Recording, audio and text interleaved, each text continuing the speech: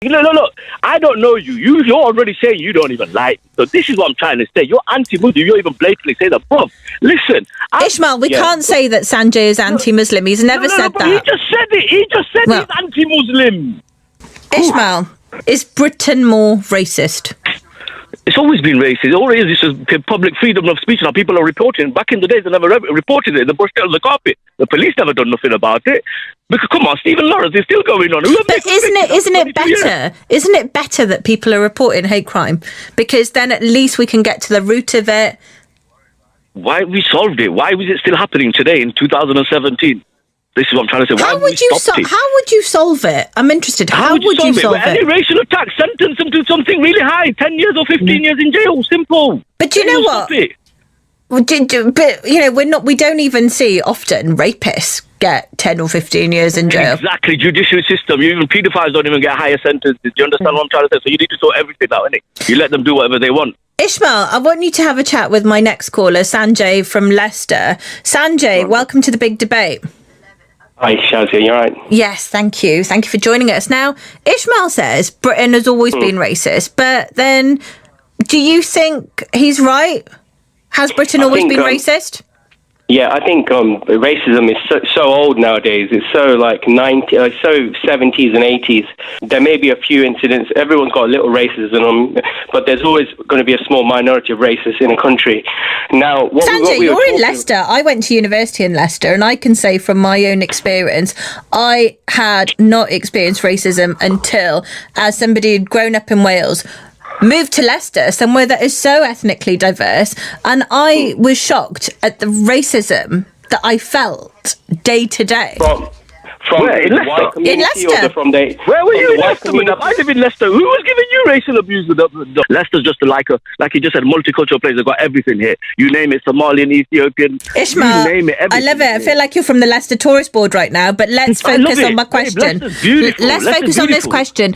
Do you think, as Sanjay said, he thinks, racism is few and far between, thinks it's gone down. What do you think? It's under the carpet, undercover. They don't do it blatantly. They like just today. Some people say hello to you, some people don't. Some people even frown at you, some people don't even look at you. So what are you going to do? You're just going to have to blank them, innit? You've got to deal with everything that comes in.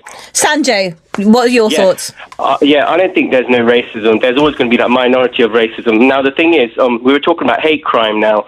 Now, I feel like it depends on your definition of hate crime, because I don't feel like hate crime is when you go up to people and attack people and swear at them directly to their face. I think you lot are getting confused with people criticizing something like I'm anti-Muslim. So if I want to criticize Muslims, automatically that's freedom of speech, and you're allowed to criticize a bad Arab idea. Now, I've never liked this caller anyway, Ishmael Rashid. I've heard him for years. He's been bad-mouthing people for years anyway. Oh, Ishmael, Sanjeev doesn't like you there, so that's difficult. That's difficult.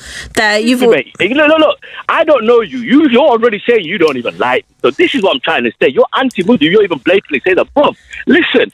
Ishmael, we can't say that Sanjay is anti-Muslim. He's never said that. He just said it. He just said he's anti-Muslim.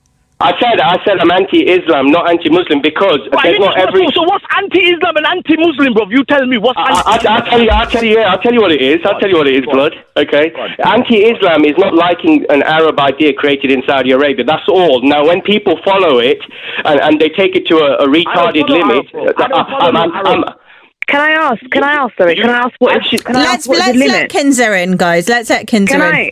Can I ask what is the retarded limit, as you'd like to call it? Well, what I mean retarded limit is when everyone's got an idea, yeah? Somebody's a Hindu, somebody's Sikh, somebody's Muslim. The thing with Muslims is they let Islam take over their complete lives and their intolerance. Because we all know that Islam... But can I just say, Islam is a way of life. It's the way we live our life. We pray 5 times a day for that reason. We eat certain things because it's the way we live. So would that be a retarded limit, that we're praying 5 times a day, that we don't eat pork, that we don't drink? Would that be the retarded limit? Well, the thing is, it was created by one person in Saudi Arabia, so I would call it a retarded limit, because everyone's got an idea. Remember that everyone's got ideas. I completely agree. Yeah. We have to respect everyone as human beings. No one's non-believer. Forget all that nonsense. Okay, but then do you think that that's disrespectful to say what someone's belief is a retarded limit? So if I was to go out and wear a niqab, would you cast that, the burqa to cover my face, would you cast that as a retarded limit? Covering your whole face, yes, not the hijab, just the niqab, which is the whole face, yeah. I would. Okay, so can I ask why is it a retarded limit if people respect it, if people... Because it's an identity crisis straight away. You don't even know who's under that thing. That's the number one thing. Now when I say about Islam, I'm talking about things like they do. They do intolerant things all the time. They overpopulate. They do constant things, and then they get away with it. And then when people like me talk about it, he's a bad guy. Do you know? And no, but I'm answering. So what were you saying about non-Muslim women? I couldn't hear that properly.